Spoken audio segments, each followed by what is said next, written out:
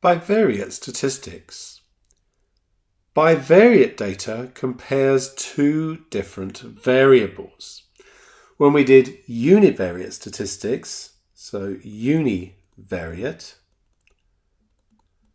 or one variable, we talked about just one thing, for example, height. But now we have bivariate, and so that's two things. For example, we might be looking at height and weight, hours spent watching TV against exam scores, symmetry of a face against perceived beauty. Statistics is useful for examining the relationship between variables and using these relationships to make predictions. Bivariate data, as we've said, involves two variables.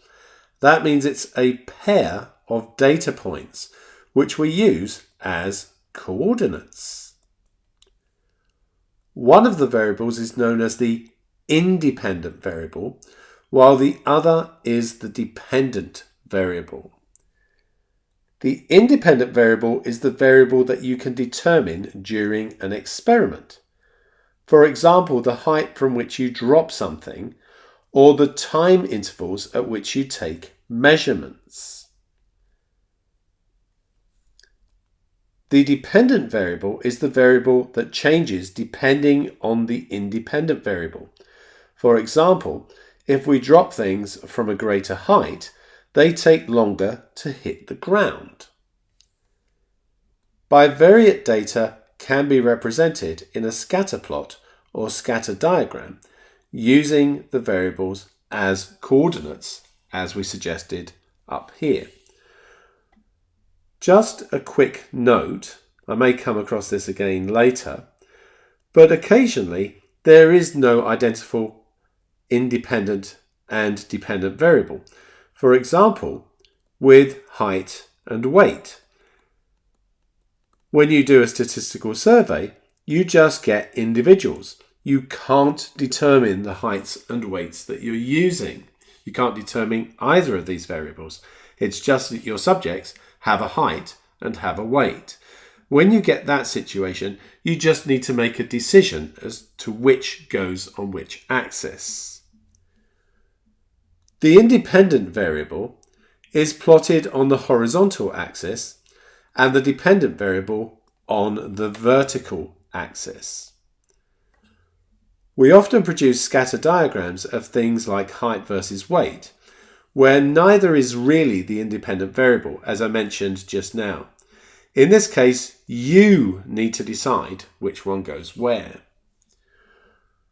When we have plotted the data points, we can then examine the data to see if there is a linear correlation. Later on, you may look for other types of correlation, but really in year 10 we're looking at linear correlation, and that means that we're looking for straight lines. So we're looking for linear correlation between the two variables.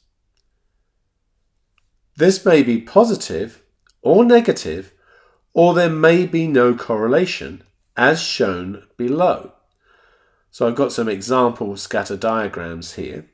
Positive correlation, because if you look at the trend of the data, a line through there would have a positive gradient.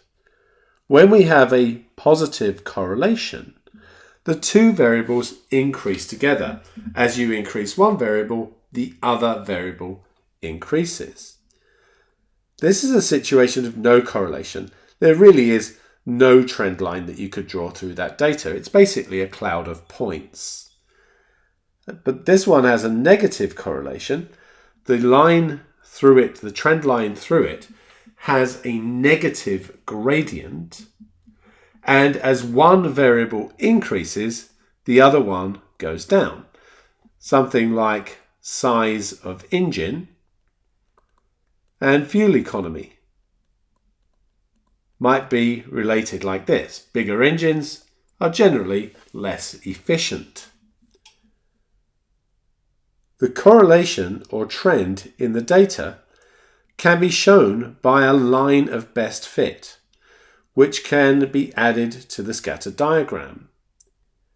We're going to look at doing this manually and on the CAS during this section. When doing this manually, you should compute the mean point, x bar, y bar. Now what I mean by that is you take the x coordinate of all of your data points and you work out the average of all the x's. And so that is the mean of the x's. And then you do the same with the y's, you work out the mean for those. And a line of best fit will always go through that point. So we call it x bar, y bar because it's the mean for each variable. And the line of best fit will always go through that point. Something worth noting, and again we'll come across this later, there's no reason for a line of best fit to go through the origin. So this one may or may not go through the origin, and this one you can see definitely doesn't.